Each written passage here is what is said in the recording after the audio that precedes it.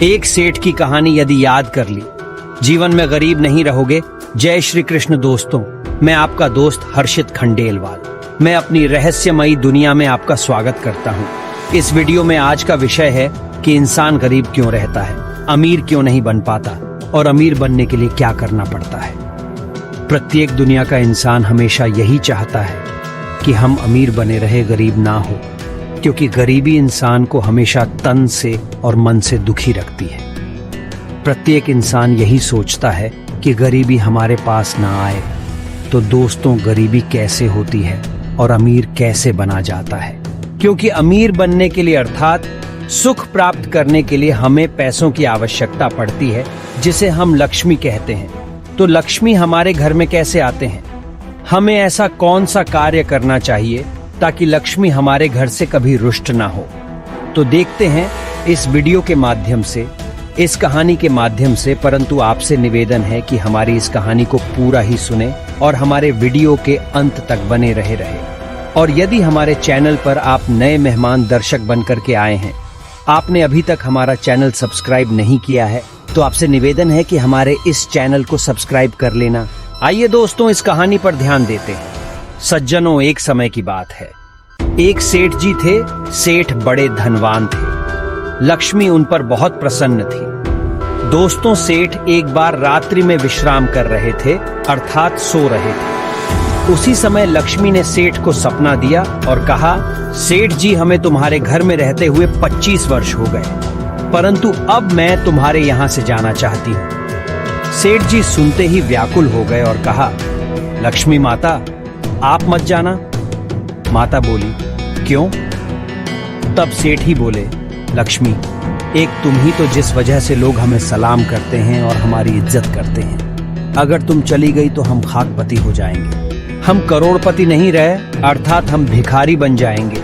हे माता, तुम्हारी वजह से मैंने प्रेम, व्यवहार, रिश्तेदारी और मंदिरों में जाना बंद कर दिया है। ये सुनकर के लक्ष्मी कहने लगी, सेठ जी, मैंने तुमसे कब मना किया था कि तुम हमारे पीछे ये सब कुछ छोड़ दो, अपनी भक्ति छोड़ दो, मंदिरों में जाना छोड़ दो, या अपने रिश्तेदारों से, प्रेमियों से प्रेम व्यवहार छोड़ दो। दोस्तों, लक्ष्मी ने ये शब्द सेठ जी से कहे और फिर कहा, सेठ जी, मैं जाऊंगी जरूर, मैं एक जगह हमेशा नहीं ठहरती हूँ। सेठ जी बोले, जाओ, फिर मैं क्या करूँ? तुम्हारे जाने के बाद मैं तो खाकपति हो जाऊंगा। मैं आपसे बहुत प्रेम करता हूँ। सेठ जी की बात को सुनकर के तब लक्ष्मी माता कहने लगे, सेठ जी, मैं तुम्हें एक वरदान देकर जाऊंगी।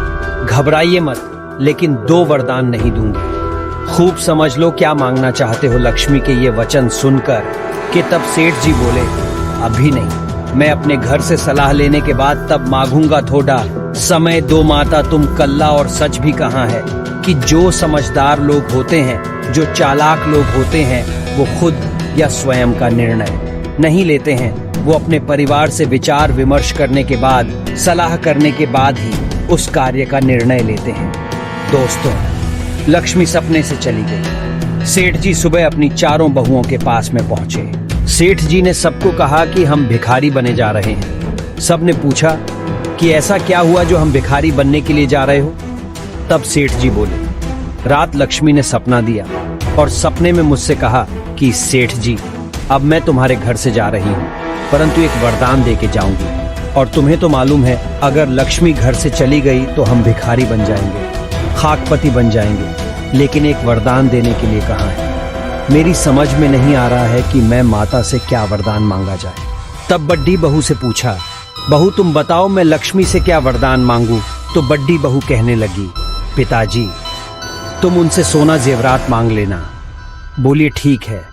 उसके बाद में उससे छोटी से पूछा, बहू तुम बताओ, तुम्हारी क्या इच्छा है?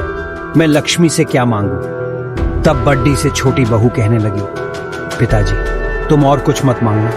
तुम लक्ष्मी से स्कूल, कॉलेज और शहर के सारे अस्पताल मांग लेना, क्योंकि कॉलेजों में और अस्पतालों में बहुत पैसों की कमाई होती है। सेठ जी कहने लगे, ठीक है बेटा। फिर उससे छोटी बहू से पूछा, बेटा तुम बताओ, तुम्हारी क्या इच्छा है? मैं लक्ष्मी से क्या मांगू?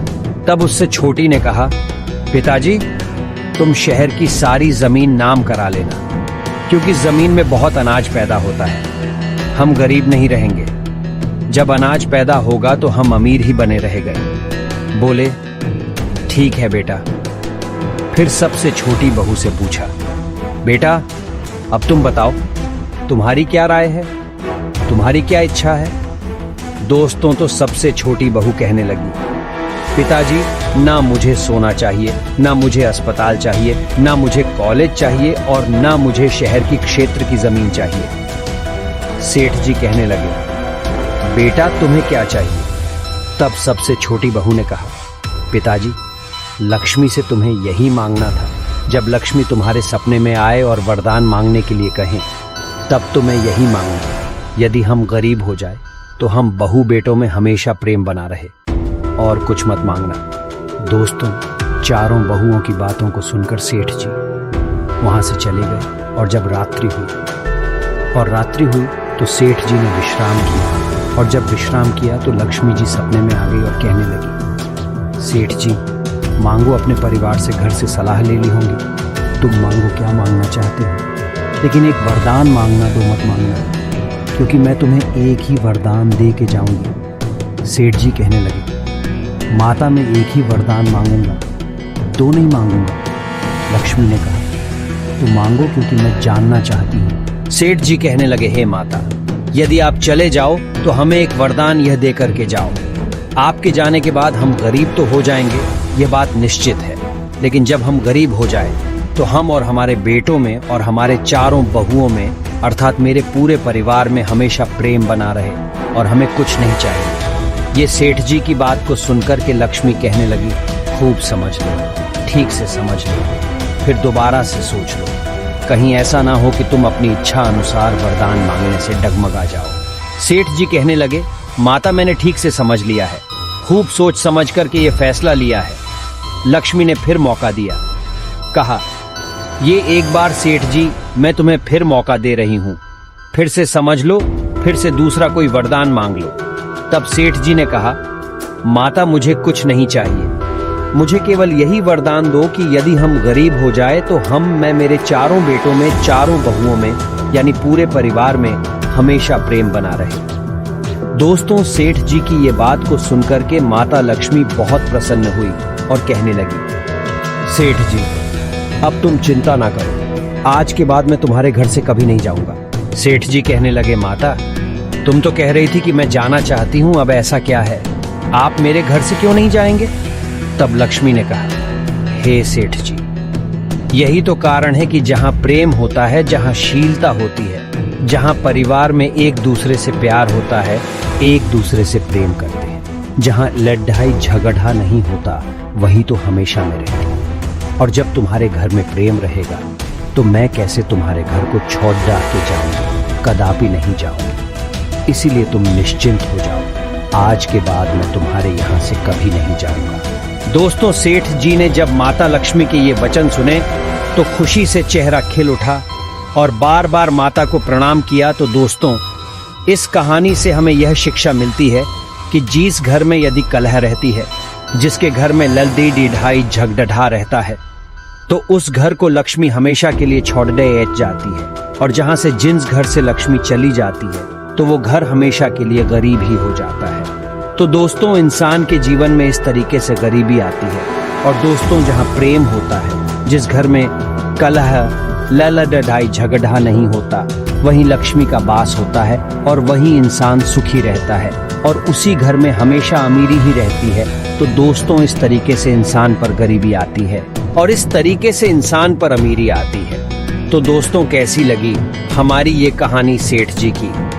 अगर ये कहानी आपको अच्छी लगी हो, पसंद आई हो, तो आपसे निवेदन है कि हमारी यह वीडियो जरूर शेयर कर देना। फिर मिलते हैं अगली वीडियो में किसी नई ज्ञान चर्चा के साथ में। तब तक के लिए सभी दर्शकों के लिए, सब्सक्राइबर बंधुओं के लिए जय श्री कृष्ण।